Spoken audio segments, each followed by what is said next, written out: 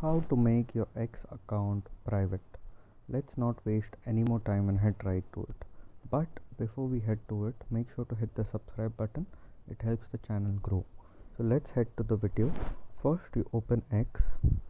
Once you open the app, on the top left you'll find a profile icon. Click on that. Once you click on that, you have to just scroll down and you'll find settings and support. Click on settings and support, then click on settings and privacy.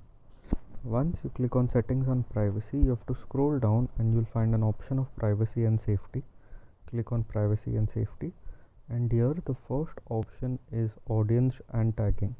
Once you click on that, Twitter doesn't or X doesn't have any specific thing that says make your account private.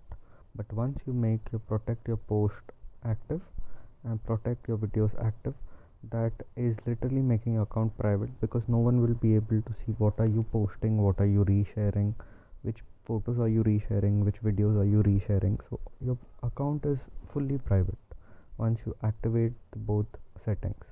If this video helped and if this video taught you how to make your account private, make sure to hit the like button and don't forget to subscribe.